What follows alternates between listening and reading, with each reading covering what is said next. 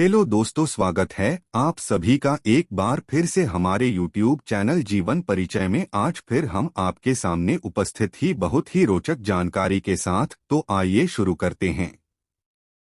यादव शाब्दिक रूप से यदु के वंशज, जिन्हें यदुवंशी या अहीर भी कहा जाता है, भारत और नेपाल में पाए जाने वाला जातीय समुदाय है जो चंद्रवंशी क्षत्रिय वंश के प्राचीन राजा यदु के वंशज हैं। यादव एक 5 इंडो आर्यन क्षत्रिय कुल है जिनका वेदों में पांचजन्य के रूप में उल्लेख किया गया है। ऋग्वेद के अनुसार आर्य मुख्य रूप से कृषक और पशुपालक लोग थे जो गायों के संदर्भ में अपनी संपत्ति की गणना करते थे। ये चीन पर आक्रमण करने वाली पंच बर्बर अहीर जनजाति के जैसा व्यवहार करती हैं। ऋग्वेद में यदु और तुर्वसु को भी बर्बर कहा गया है। यादव आम तौर पर वैष्णव परंपरा का पालन करते हैं और धार्मिक मान्यताओं को साझा करते हैं। भगवान कृष्ण यादव थे और यादवों की कहानी महाभारत में दी गई है। पहले यादव और कृष्ण मथुरा के क्षेत्र में रहते थे और गौपालक वाले थे। बाद में कृष्ण ने पश्चिमी भारत के द्वारका में एक राज्य की स्थापना की। महाभारत में वर्णित यादव पशुपालक, गोप, आभीर, क्षत्रिय थे।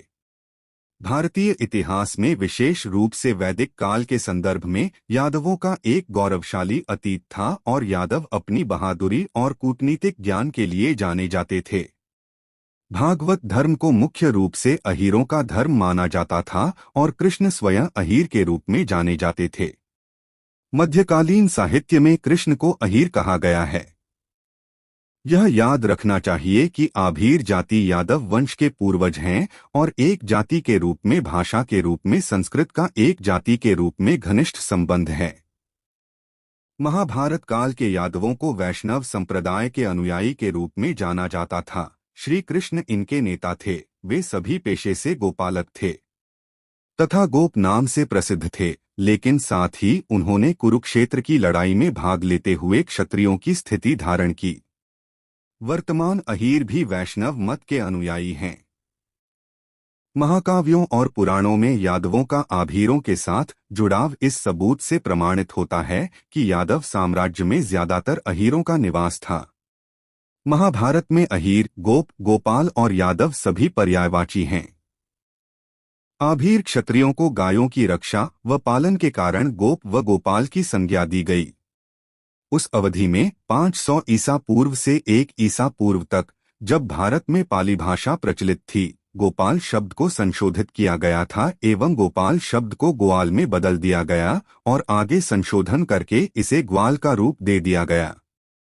एक अज्ञात कवि ने एक श्लोक में इसका उपयुक्त वर्णन किया है कि गौपालन के कारण यादव को गोप कहा गया है और गोपाल कहलाने के बाद वे ग्वाल कहलाते हैं। यदुवंशी क्षत्रिय मूलतः अहीर हैं। यादवों को हिंदू में क्षत्रिय वर्ण के तहत वर्गीकृत किया गया है और मध्ययुगीन भारत में कई शाही राजवंश यदु के वंशज थे। मुस्लिम आक्रमणकारियों के आने से पहले वे 13 से 14वीं सदी तक भारत और नेपाल में सत्ता में रहे। दक्षिण भारत में विजयनगर जैसे शक्तिशाली साम्राज्य स्थापित किया है। यादव की उत्पत्ति। यादव एक महान राजा यदु के वंशज हैं जिन्हें भगवान कृष्ण का पूर्वज माना जाता है। यदु के पिता ययाति एक क्षत्रिय थे और उनकी माता देवयानी ब्राह्मण ऋषि शुक्राचार्य की बेटी थीं। यादव क्षत्रिय योद्धा हैं और चंद्रवंश की एक शाखा है जो ययाति के सबसे बड़े पुत्र यदु से उतरती है और उस शाखा के समानांतर है जिसमें कौरव शामिल हैं, जो ययाति के सबसे छोटे पुत्र पुरु से उतरती है। ययाति ने प्रारंभ ही में अपने पुत्र यदु से कह दिया था कि तेरी प्रजा अराजक रहेगी। इसी से यादव गोपालन करते थे तथा गोप नाम से प्रसिद्ध थे। विष्णु पुराण, भगवत पुराण व गरुण पुराण के अनुसार यदु के 4 पुत्र थे, सहस्त्रजित, क्रोष्टा, नल और रिपु। सहस्त्रजित से शतजित का जन्म हुआ। शतजित के 3 पुत्र थे, महाहय, वेणुहय और है। रामप्रसाद चंदा इस तथ्य की ओर इशारा करते हैं कि कहा जाता है कि इंद्र ने तुर्वसु और यदु को समुद्र के ऊपर से लाया गया था और यदु और तुर्वसु को बर्बर या दास कहा जाता था। प्राचीन किंवदंतियों और परंपराओं का विश्लेषण करने के बाद वह इस निष्कर्ष पर पहुंचे कि यादव मूल रूप से काठियावाड़ प्रायद्वीप में बसे थे और बाद में मथुरा में फैल गए।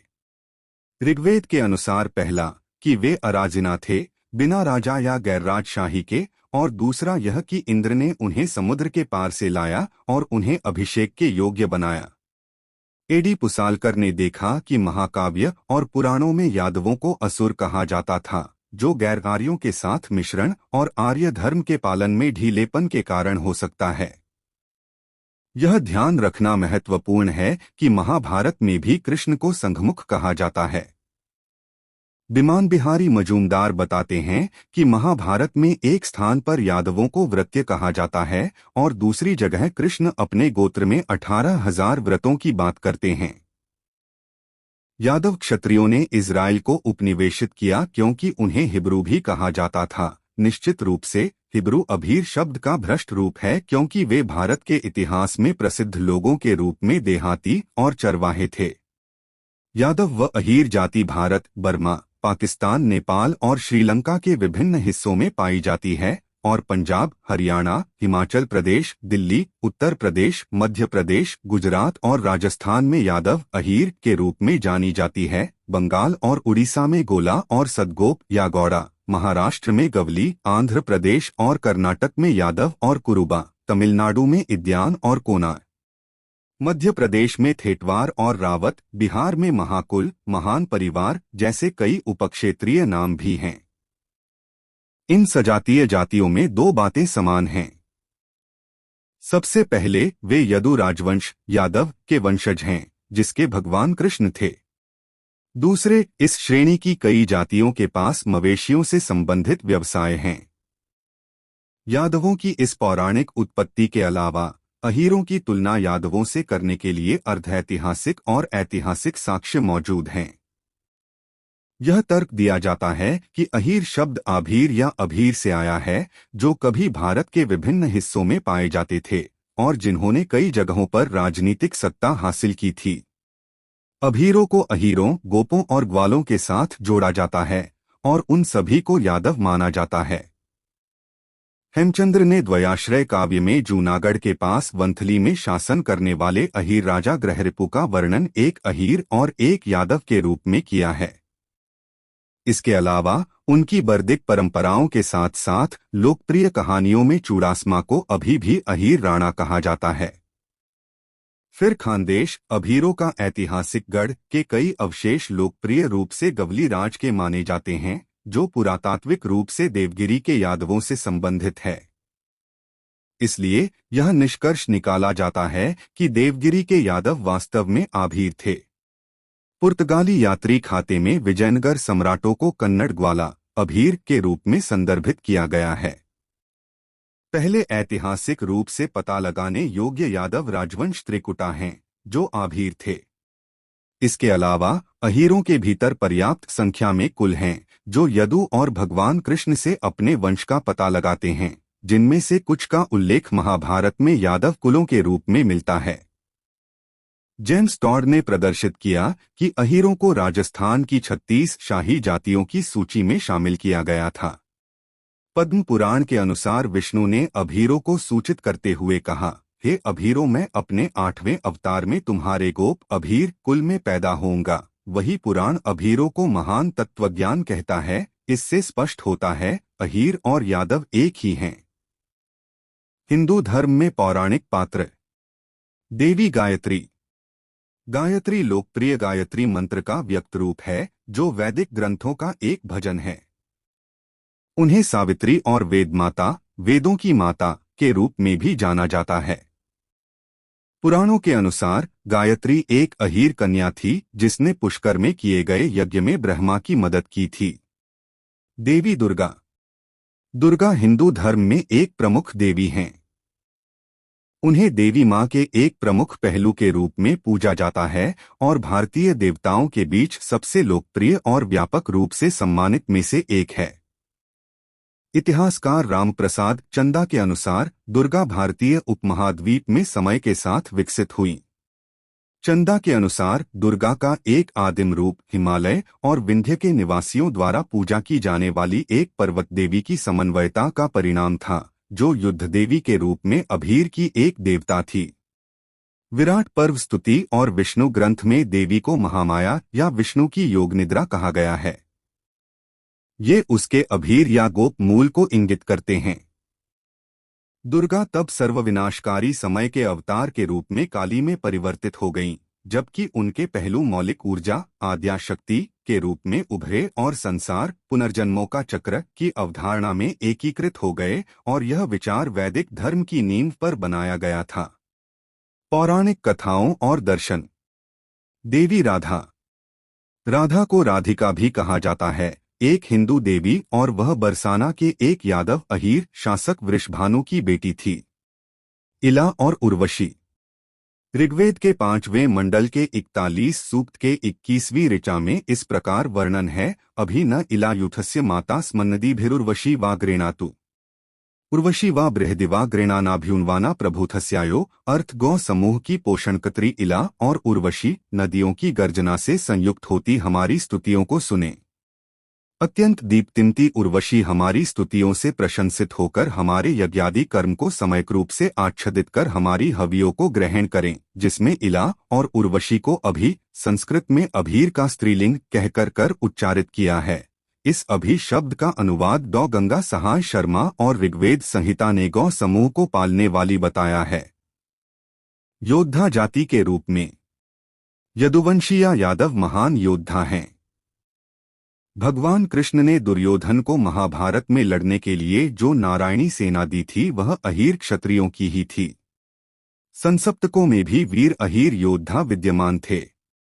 अहीरों का महाभारत में क्षत्रिय के रूप में उल्लेख किया गया है और द्रोणाचार्य द्वारा बनाए गए चक्रव्यूह का एक बहुत ही महत्वपूर्ण हिस्सा थे, जिसने अपनी सेना में केवल ब्राह्मणों और क्षत्रियों को अनुमति दी थी।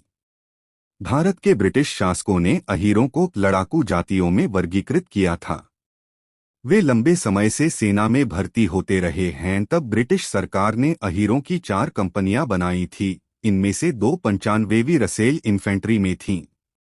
1962 के भारत चीन युद्ध के दौरान 13 कुमाऊं रेजिमेंट की अहीर कंपनी द्वारा रेजांगला मोर्चे पर अहीर सैनिकों की वीरता और बलिदान की आज भी भारत में प्रशंसा की जाती है, और उनकी वीरता की याद में युद्ध स्थल स्मारक का नाम अहीर धाम रखा गया। राजपूतों के बीच संबंध। कुछ राजपूत दावा करते हैं कि वे प्राचीन राजा यदु के वंशज हैं और खुद को यादव या यदुवंश से जोड़ते हैं। वास्तव में राजपूत समूह प्राचीन राजा यदु के जीवन काल के दौरान अस्तित्व में नहीं था और न ही कई शताब्दियों बाद तक पैदा हुआ था। वह अपने वंशजों यादवों के अलावा किसी अन्य समुदाय की नींव कैसे रख सकते हैं? हालांकि यह महसूस किया जाता है कि उनके यदुवंशी होने के दावे को उचित ठहराया जा सकता है, लेकिन यदु के वंशज होने की पुष्टि नहीं की जा सकती। शासक के लिए राजपूत शब्द का प्रयोग रामायण और महाभारत के समय में नहीं हुआ है। इतिहास की पुस्तकों या पुराणों में 600 ई तक और 600 ई से 1200 ई के बाद राजपूत जैन ग्रंथ जैसे पुस्तकों में नहीं मिलते हैं। यहाँ तक कि राजपूत पृथ्वीराज रासो पुस्तक में नहीं मिलते हैं, जो 13वीं या 14वीं शताब्दी ईस्वी में लिखी गई थी। कुछ इतिहासकारों के अनुसार राजपूत एक मिश्रित समूह हैं। कुछ राजपूत विदेशी आक्रमणकारियों जैसे शक, कुषाण और हूनों के वंशज हैं, और अन्य शूद्रों और आदिवासियों के हैं। कुछ वैदिक पुस्तकों में राजापुत्र शब्द मिलता है। वर्तमान राजपूत समूह के लोग दावा करते हैं कि राजपूत का अर्थ वैदिक पुस्तकों में राजपुत्र है। यह दावा गलत है। संस्कृत से राजापुत्र अर्थ राजा का पुत्र, राजापुत्र या राजा का पुत्र किसी भी जाति या जनजाति और वर्ण का व्यक्ति हो सकता है। उदाहरण के लिए मेघनाद का रामायण में राजपुत्र के रूप में वर्णन मिलता है। प्रतिष्ठित इतिहासकार श्री भट्टाचार्य के अनुसार यदुवंशी राजपूत यदुवंशी अहीरों से निकले हैं। कुछ इतिहासकारों का मानना है कि यदुवंशी राजपूत बंजारे या मुसलमान हैं, जिन्होंने अपनी सामाजिक प्रतिष्ठा बढ़ाने के लिए यदुवंशी होने का दावा करना शुरू कर दिया। इतिहासकार एवी नरसिम्हा मूर्ति के अनुसार यदुवंश का दावा मध्यकालीन भारत में बहुत लोकप्रिय था। कई राजवंश खुद को यदुवंश से जोड़ने के लिए उत्सुक थे। ऐसा था हमारा यदुकुल। तो दोस्तों, कैसी लगी आपको ये जानकारी हमें कमेंट सेक्शन में ज़रूर बताएं। साथ में यदि आप हमारे YouTube चैनल जीवन परिचय पर नए हैं तो आप हमारे चैनल को सब्सक्राइब ज़रूर करें। अब मिलते हैं ऐसी ही मज़ेदार जानकारी के साथ अगले वीडियो। तब तक के लिए आप अपना और अपने परिवार का ख्याल रखें।